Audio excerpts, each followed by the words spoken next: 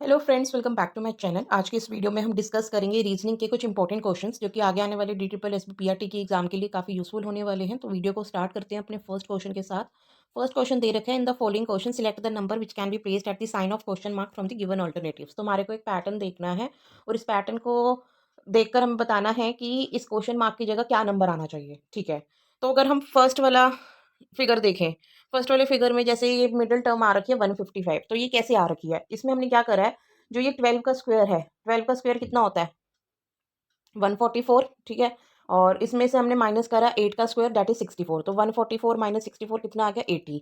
Similarly यहाँ पर हम देखेंगे 11 का स्क्वायर और यहाँ पे देखेंगे 14 का स्क्वायर। तो दोनों के स्क्वायर के जो निकलेगा उसको हम माइनस कर देंगे। तो 14 का स्क्वायर होता है 196 और 11 का स्क्वायर होता है 121। तो 196 माइनस 121 करेंगे, कितना आ गया? 75। और 75 प्लस 80 करने पर कितना आ रहा है? 155। क्लियर। नेक्स्ट फिगर भी देख लेते हैं। इसमें दे रखा है हमारे को मिडिल टर्म में 233 दे रखा है। ठीक है, तो हम यहाँ पे करेंगे 17 का स्क्वायर माइनस 9 का स्क्वायर। क्लियर। तो यहाँ पे 17 का स्क्वायर माइनस 9 का स्क्वायर करेंगे, जो कि आएगा 289 minus 81 which is equals to 208।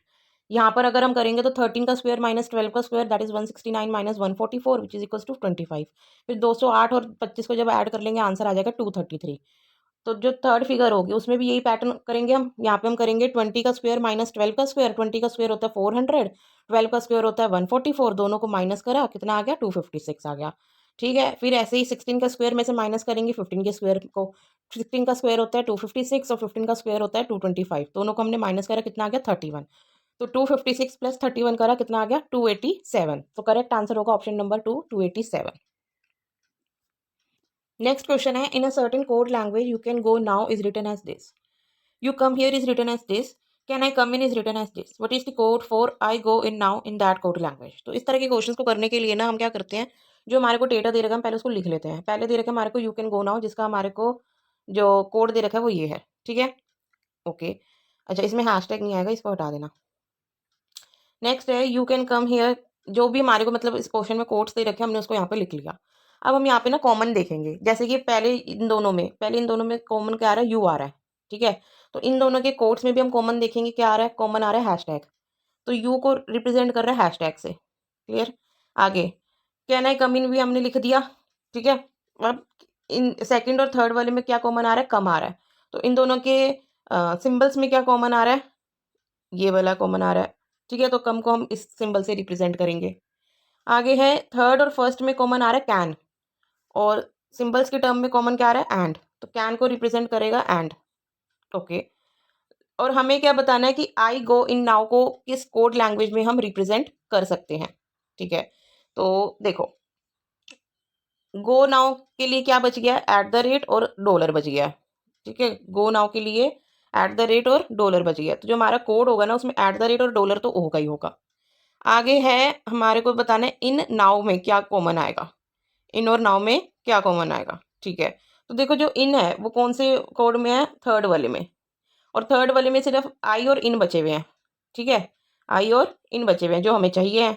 तो आई और इन के लिए एक तो परसेंटेज का और प्लस का साइन बचा हुआ है। तो जो हमारा कोड होगा उसमें भी हम परसेंटेज और प्लस का साइन लगा देंगे। तो हमारा जो आंसर होगा ना वो ये वाला होगा, at the rate, percentage, plus और डॉलर का साइन।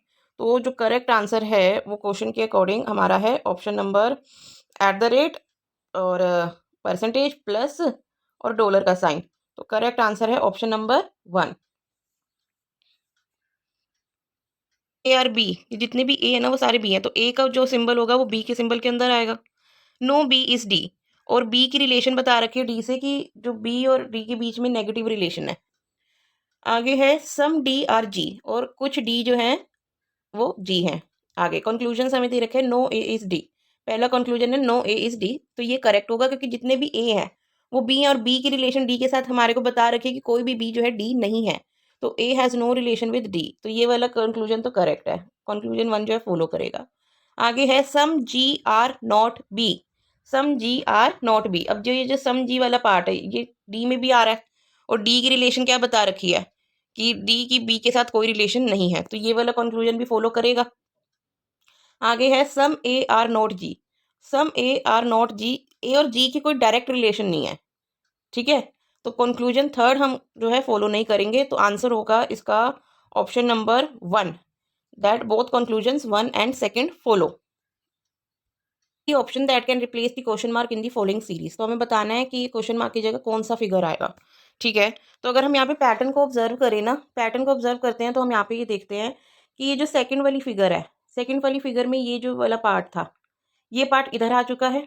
ठीक है, और इस पार्ट में एक कम्प्लीटली न्यू फिगर आई है, एक कम्प्लीटली न्यू फिगर आई है। लेकिन इसमें भी एक पैटर्न बन रहा है कि ये जो न्यू फिगर का ये वाला पार्ट है ना, नीचे वाला पार्ट यहाँ पर लेफ्ट कॉर्नर का बॉटम, वो कैसे आता है, जो हमारी इनिशियल फिगर थी, पहले वाली फिगर थी, उसका जो राइट कॉर्नर पे टॉप वाला पार्ट होता है वो यहाँ पर डायगनली शिफ्ट हो जाता है।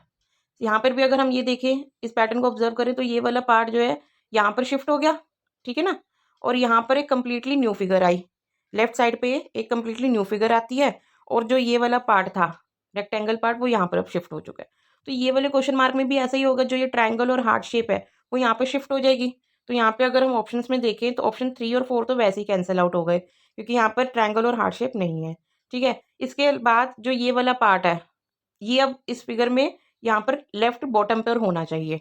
करेक्ट, तो ये वाला अगर हम देखें तो ये वाला जो डायग्राम है ये ऑप्शन नंबर 2 में आ रहा है। तो करेक्ट आंसर होगा ऑप्शन नंबर 2। नेक्स्ट है select the number that will come in place of the question mark. Series complete करनी है बेसिकली हमें। यहाँ पे पैटर्न अगर हम देखें ना, तो 3 से क्या आ रहा है, 13 हो रहा है। तो 3 से 13 कैसे हुआ, देखो 3 को अगर हम 6 से मल्टीप्लाई करते हैं और -5 करते हैं तो 13 आ रहा है। और 13 से 61 कैसे आ रहा है, 13 को अगर हम मल्टीप्लाई करते हैं 5 से और फिर माइनस कर देते हैं 4 से। तो ये ऐसी सीरीज बन रही है, 6 5 फिर 4 जाएगा। ठीक है, ऐसे मतलब एक एक नंबर कम हो रहा है।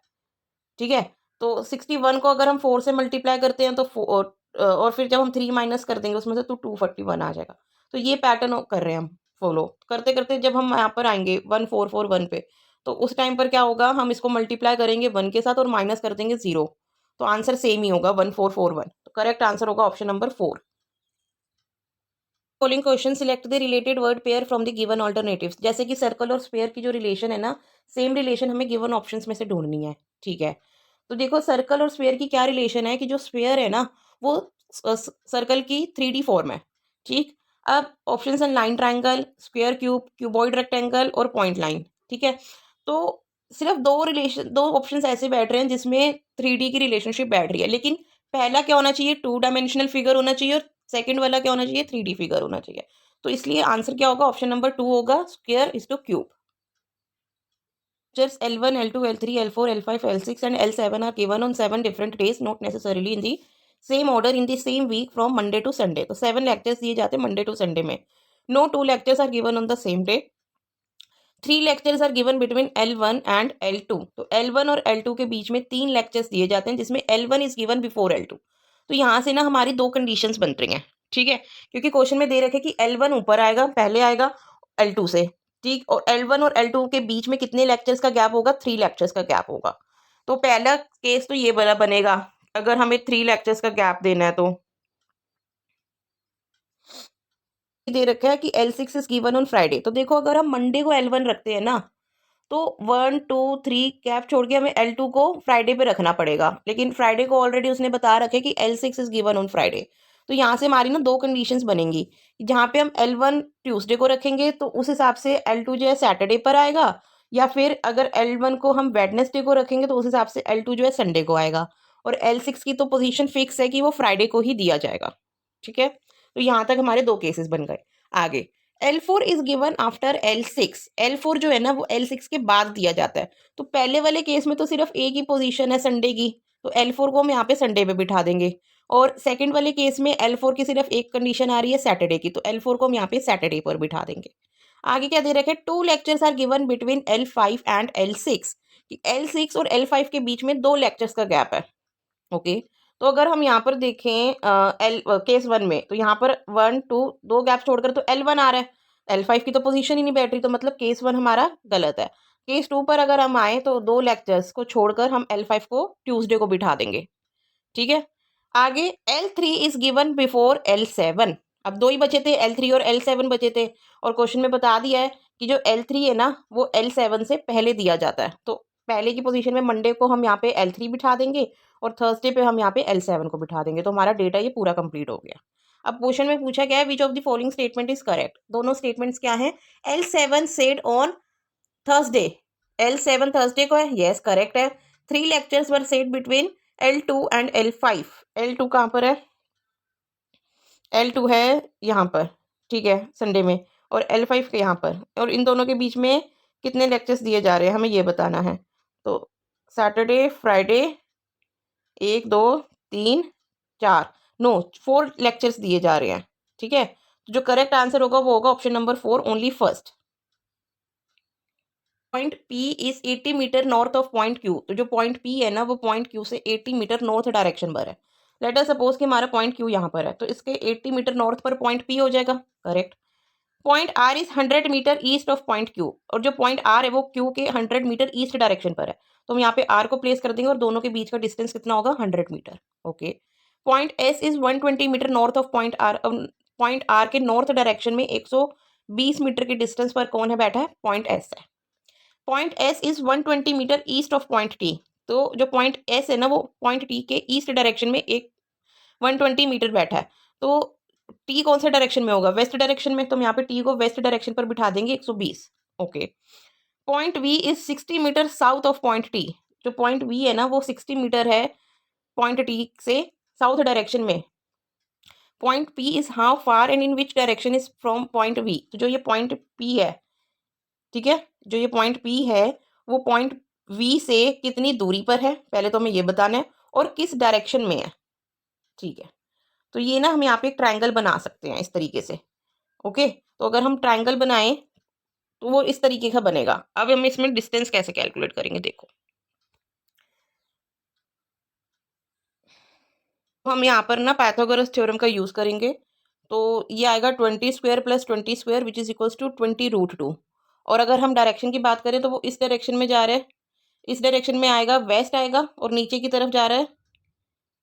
अच्छा, पॉइंट P की रिलेशन बतानी है, सॉरी, पॉइंट P की अगर हमें रिलेशन बतानी है तो पॉइंट P जो है नॉर्थ डायरेक्शन में है, और ऊपर की तरफ जा रहा है तो नॉर्थ डायरेक्शन में, और इस तरफ जा रहा है तो ईस्ट डायरेक्शन में।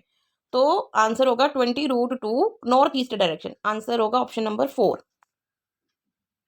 अल्फाबेटिकल सीरीज दे रखी है, मैं बताना क्वेश्चन मार्क की जगह क्या था, ठीक है। तो देखो यहाँ पे हम इनकी ना अल्फाबेटिकल पोजीशन लिख लेते हैं। जैसे L +4 करने पर कितना आ रहा है? P आ रहा है। P +4 करने पर कितना आएगा? T, ठीक है। तो मतलब जो लॉजिक बैठ रहा है ना वो कैसे आ रहा है कि जो फर्स्ट लेटर है वो उसके अंदर हम +4 करते हैं तो हमारी नेक्स्ट निकल रहा है। जैसे लास्ट में क्या दे रखा है? B दे रखा है, तो B +4 करेंगे कितना आ जाएगा? F आ जाएगा। 2 + 4 6 होता है ना, 6 पे पोजीशन पर क्या आता है? F, ठीक है। फिर T-4 करते हैं तो P आ रहा है, P-4 करेंगे तो L आ रहा है। मतलब जो सेकंड लेटर आ रहा है वो कैसे आ रहा है? -4 करके।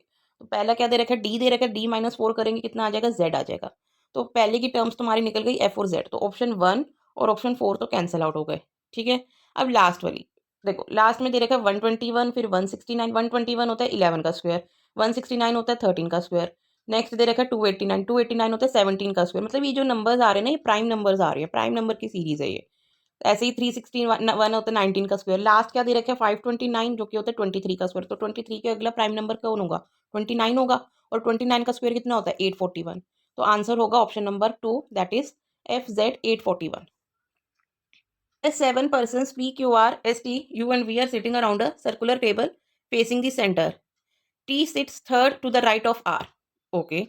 तो let us suppose R यहाँ पर बैठा है, ठीक है। तो जो T की पोजीशन है वो क्या है? Third to the right of R। तो यहाँ पर हम T को बिठा देंगे। केस 2 भी ले लेते हैं। R यहाँ पर है और T यहाँ पर बैठ जाएगा थर्ड पोजीशन पर। V sits third to the right of Q। V जो है वो Q के थर्ड राइट पर बैठता है, okay. One person sits between P and T। और एक बंदा जो है ना P और T के बीच में बैठता है, ओके। तो देखो P की पोजीशन यहाँ से भी आ सकती है, जैसे हमने यहाँ पे T को बिठाया हुआ है। तो एक बंदा छोड़ के यहाँ पे एक पर्सन को छोड़ के हम P को यहाँ बिठा सकते हैं, करेक्ट। और यहाँ पे हम, क्योंकि अगर हम देखें तो वो जो पर्सन है वो T के राइट में भी बैठ सकता है और T के लेफ्ट में भी बैठ सकता है। ये नहीं हमें बताया कि वो राइट में बैठा है या लेफ्ट में बैठा है, बस ये बताया कि T और P के बीच में एक पर्सन बैठा है। तो अगर हम यहाँ से चलें तो P यहाँ पर बैठेगा, और इस तरफ को चलें तो P यहाँ पर बैठेगा। तो डायग्राम हमारा इस तरीके से बन जाएगा यहाँ तक, ओके।